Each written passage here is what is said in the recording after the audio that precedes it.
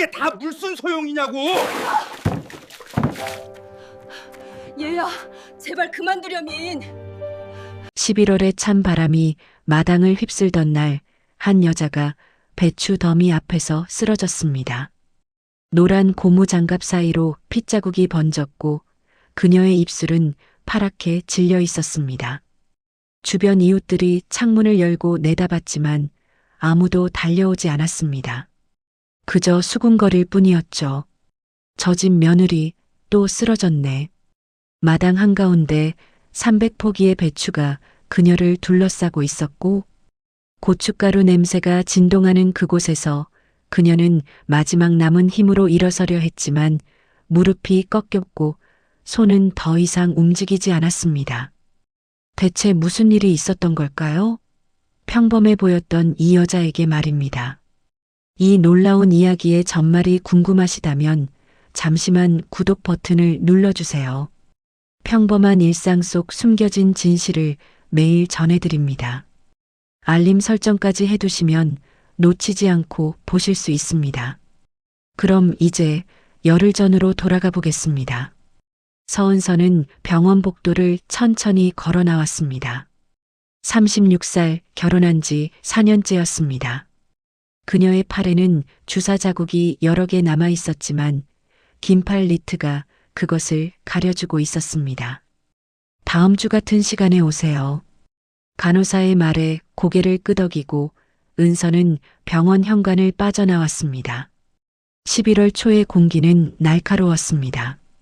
집으로 돌아가는 길 그녀는 핸드폰을 꺼내 남편에게 문자를 보냈습니다.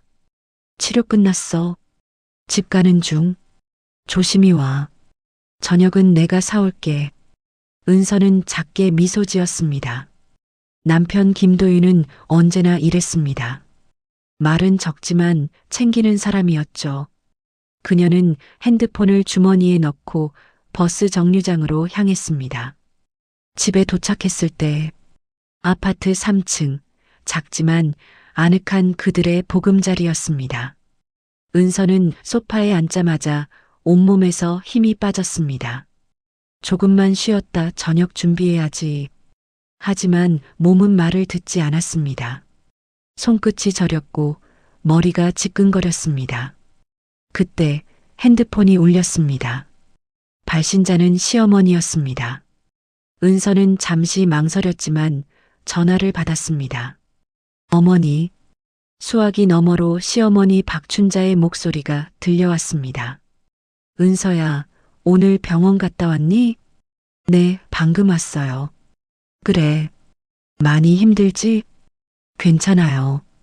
그런데 말이야, 올해 김장말인데. 은서의 손이 미세하게 떨렸습니다. 네, 말씀하세요. 올해는 300포기 하려고. 교회 권사님네가 250포기 했다더라고. 우리가 질 수는 없잖니? 300포기. 은서는 숫자를 되뇌었습니다. 작년 200포기도 힘들었지만 형님과 시누이가 도와줬었죠.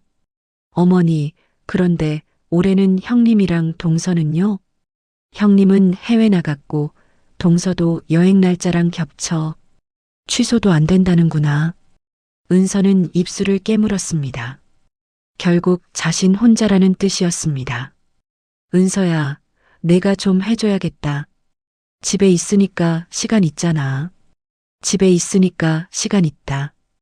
은서는 그 말을 곱씹었습니다.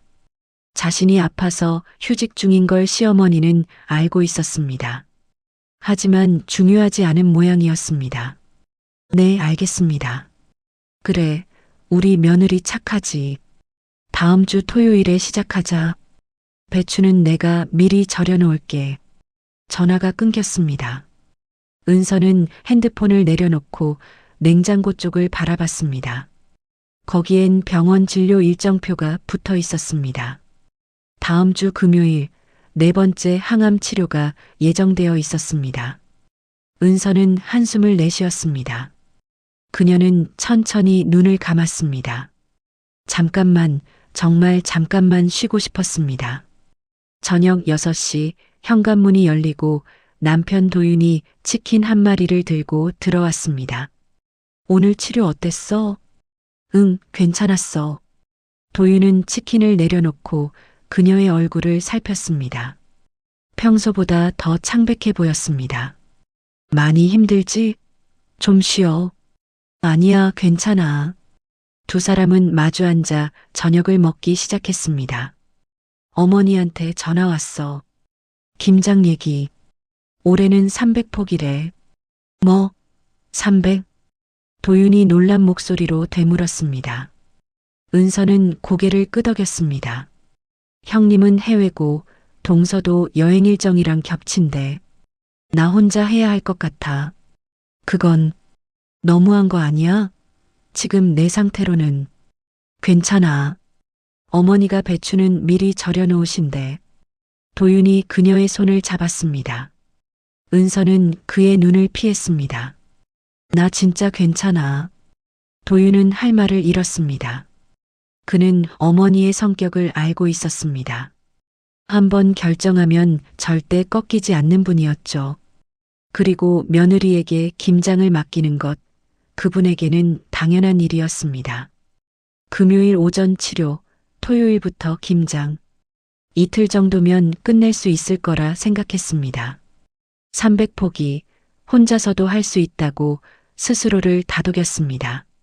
하지만 거울을 볼 때마다 그녀는 알 수 있었습니다. 머리카락이 점점 빠지고 있었고 얼굴은 점점 더 창백해지고 있었습니다. 손저림은 더 심해졌고 계단을 오를 때마다 숨이 찼습니다. 그래도 은서는 걱정할까 아무에게도 말하지 않았습니다. 그저 매일 아침 거울 앞에서 스스로에게 말했습니다. 조금만 참자. 김장만 끝내면 돼. 토요일이 다가오고 있었습니다. 금요일 아침 은서는 병원으로 향해 4번째 항암 치료가 기다리고 있었습니다. 주사 바늘이 팔에 꽂히는 순간 온몸이 차가워지는 느낌이었습니다. 오늘은 좀 오래 걸려요. 3시간 정도요. 은서는 고개를 끄덕였습니다. 천장을 바라보며 그녀는 내일을 생각했습니다. 300포기의 배추가 시어머니 집 마당에서 그녀를 기다리고 있었습니다. 치료가 끝났을 때 은서는 비틀거리며 병원을 나왔습니다. 속이 메스껍고 손끝이 저렸습니다.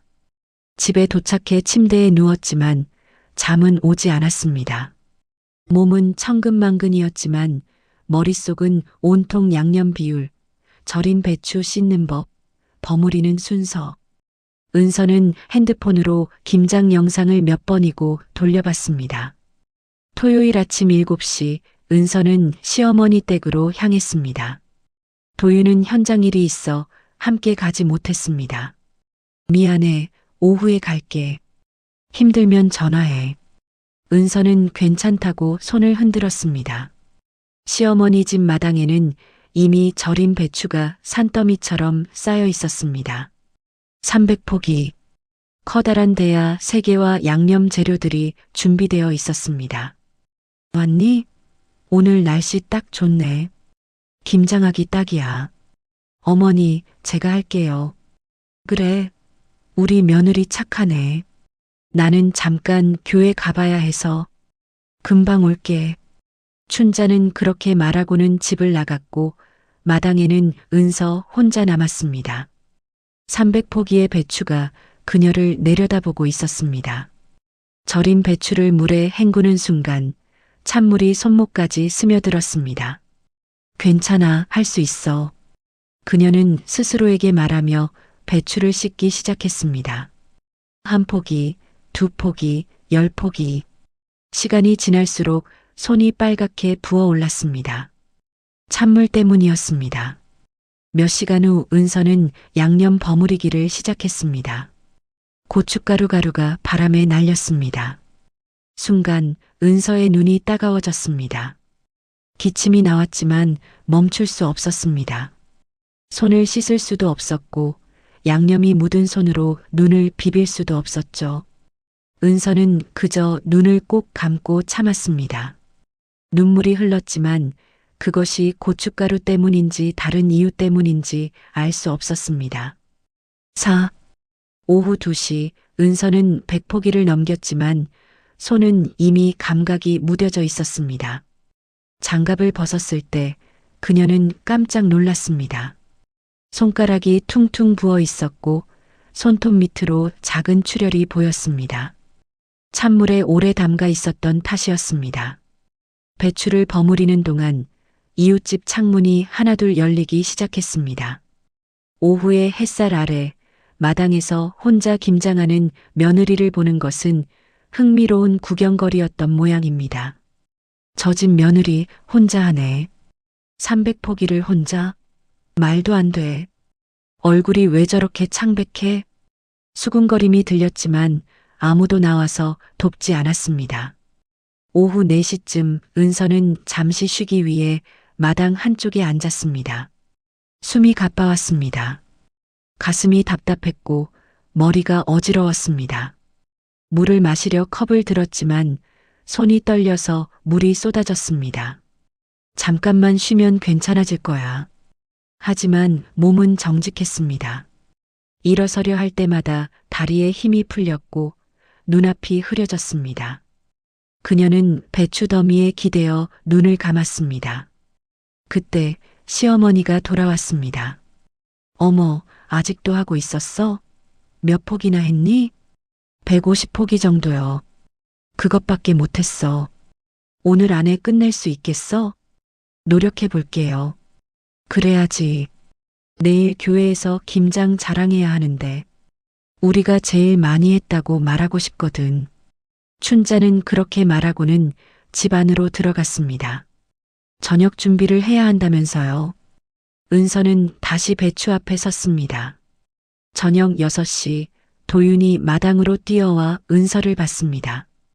은서의 얼굴은 창백했고 입술은 바짝 말라 있었습니다. 손은 빨갛게 부어올라 있었고 앞치마에는 고춧가루와 핏자국이 섞여 있었습니다. 은서야. 도윤이 그녀의 어깨를 잡았습니다. 은서는 고개를 들어 남편을 봤습니다. 괜찮아. 거의 다 끝났어. 200포기 했어. 200포기를. 혼자? 내일 100포기만 더하면 돼. 할 수 있어. 하지만 그녀의 몸은 이미 한계를 넘어서고 있었습니다. 그날 밤 도윤은 은서의 손을 소독하고 붕대를 감아줬습니다. 더 이상은 안 돼. 내일 어머니한테 말할게. 도윤의 목소리에는 결연함이 담겨 있었지만 은서는 고개를 저었습니다. 아니야. 100포기만 남았어. 내가 할 수 있어. 은서야, 내 몸 상태 생각 좀 해. 나 괜찮아. 은서는 남편의 손을 꼭 잡았습니다. 그녀의 손은 차가웠습니다. 어머니가 얼마나 이 김장을 기대하셨는데 교회에서 자랑하고 싶으신 거잖아. 내가 조금만 더 하면 돼. 도윤은 말문이 막혔습니다. 어머니의 얼굴이 떠올랐습니다. 평생 체면을 중요하게 여기시던 분이었습니다. 김장을 중단하자고 말하면 어떤 반응이 나올지 뻔했습니다. 그래도 괜찮아. 진짜 괜찮아. 김장만 끝나면 푹 쉴 거야. 그때 병원도 가고. 은서는 웃으며 말했습니다. 하지만 그 웃음은 너무나 억지스러웠습니다. 알았어. 근데 내일은 내가 도와줄게. 현장일 미루고. 고마워. 그렇게 잠자리에 들었지만 은서는 밤새 뒤척였습니다. 손이 너무 아팠고 온몸이 쑤셨습니다. 일요일 아침 8시 두 사람은 다시 시어머니 댁으로 향했습니다. 마당에는 여전히 100포기의 배추가 남아 있었습니다. 왔구나. 오늘 끝내야지. 춘자가 현관에서 말했습니다. 도윤이 입을 열었습니다. 어머니, 은서가 많이 힘들어해서요. 제가 오늘 도와드릴게요. 너가? 남자가 무슨. 됐어, 너는 쉬어. 남자 손은 거칠어서 맛도 안 나. 도윤은 아무 말도 하지 못했습니다. 결국 은서는 다시 혼자 양념을 버무리기 시작했습니다. 시간이 흐를수록 은서의 얼굴은 더욱 창백해졌습니다. 오후 1시 드디어 250포기를 넘겼습니다. 이제 50포기만 남았습니다. 조금만 더 하면 돼. 은서는 스스로에게 말하며 다시 배추를 집었지만 그때 그녀의 시야가 흐려지기 시작했습니다. 은서는 배추 더미에 기대어 겨우 균형을 잡았지만 눈앞이 캄캄해졌다가 다시 밝아졌습니다. 은서야, 괜찮아? 응. 어지러워서. 은서의 목소리는 가늘게 떨렸습니다. 그만하자. 이제 진짜 그만해야 돼. 하지만 그때 창문이 열리며 춘자의 목소리가 들렸습니다. 뭐하니? 아직 50포기나 남았는데. 어머니, 은서가 지금. 조금만 쉬면 되지. 오늘 안에 끝내야 해. 내일 교회 가면 권사님들 다 물어볼 텐데. 춘자는 그렇게 말하고는 다시 창문을 닫았습니다. 도윤은 입술을 깨물었습니다. 은서야, 그냥 집 가자. 나머지는 내가 평일에 와서 할게. 아니야. 50포기면 2시간이면 돼. 할 수 있어. 은서야, 제발. 나 괜찮다니까. 은서의 목소리에 처음으로 날이 섰습니다. 도윤은 더 이상 말할 수 없었습니다. 오후 3시 은서는 다시 양념을 버무리기 시작했고 손은 이미 감각이 거의 없었습니다. 그저 기계처럼 움직일 뿐이었습니다. 오후 4시쯤 조금만 더. 하지만 몸은 정직했습니다. 손에 쥔 배추가 미끄러져 떨어졌고 은서는 그것을 다시 집으려 허리를 숙였습니다. 그 순간 세상이 빙글 돌았습니다. 다리에 힘이 풀리며 은서는 비틀거렸고 배추 더미 사이로 쓰러질 뻔했습니다. 도윤이 재빨리 그녀를 붙잡았습니다. 은서야. 은서의 입술은 파랗게 질려 있었습니다. 병원 가야 해. 하지만 은서는 마지막 힘을 짜내어 다시 일어섰습니다. 나 할 수 있어. 그녀는 배추를 향해 비틀거리며 걸어갔고 도윤은 그녀를 붙잡으려 했지만 은서는 손을 뿌리쳤습니다. 마지막 20포기. 그녀는 양념 묻은 손으로 배추를 집었습니다. 1포기, 2포기. 손은 떨렸고 시야는 흐려졌습니다. 그 순간 쿵. 그녀는 배추 더미 위로 쓰러졌습니다. 노란 고무 장갑 사이로 피가 배어 나왔습니다. 입술은 새파랗게 질려 있었고 숨소리는 가늘게 끊어졌습니다. 은서야. 도윤이 비명처럼 외쳤습니다. 그는 아내를 안아 올렸습니다. 은서의 몸은 깃털처럼 가벼웠습니다. 그 순간 현관문이 열리며 춘자가 나왔습니다. 어머, 왜 그래? 동네 창피하게 왜 이런다니? 춘자의 목소리에는 당황함보다 짜증이 섞여 있었습니다. 창문 너머로 이웃들이 지켜보고 있었습니다. 지금 뭐라고 하셨어요? 도윤의 목소리가 낮게 깔렸습니다. 뭐가 어때서? 조금만 더 하면 되는데. 보는 눈도 많은데 왜 쓰러지길. 뭐라고요? 도윤이 천천히 일어섰습니다. 은서를 평상에 눕히고 그는 어머니를 똑바로 바라봤습니다. 지금 김장이 문제예요? 그럼 뭐가 문제인데? 내일 교회 가면. 교회는 무슨 교회? 도윤의 목소리가 터져 나왔습니다. 이웃집 창문들이 더 활짝 열렸습니다. 은서가 지금 어떤 상태인 줄 아세요? 그야. 좀 힘들겠지. 근데 나도 옛날에 항암 환자예요. 유방암 수술하고 지금 항암 치료 4번째예요. 순간 세상이 멈춘 것 같았습니다. 춘자의 얼굴이 굳었습니다. 이웃들의 수군거림이 커졌습니다. 금요일에 항암 치료받고 토요일에 여기 온 거예요. 손 떨리고 숨 가쁘고 쓰러질 것 같은데도 끝까지 참은 거예요. 도윤은 김장 대야를 향해 걸어갔습니다. 그리고 그것을 있는 힘껏 걷어찼습니다. 쾅! 대야가 뒤집어지며 양념이 마당 바닥에 쏟아졌습니다. 배추와 고춧가루가 사방으로 튀었습니다. 이게 김장이에요? 이게요? 도윤의 목소리가 떨렸습니다. 이건 학대예요. 항암 환자한테 찬물 작업시키고 고춧가루 날리는 곳에 세우고 쓰러져도 계속하라고 하는 게 김장이에요? 난 몰랐어. 다 나은 줄 알았지. 그래서 얼굴이 그렇게 창백했구나. 도윤은 은서를 안아들었습니다. 이제 다신 찾지 마세요. 그는 그렇게 말하고 아내를 안고 마당을 빠져나갔습니다. 뒤에는 엎질러진 김장과 얼어붙은 시어머니, 그리고 충격에 빠진 이웃들만이 남았습니다. 응급실 불빛이 눈부셨습니다.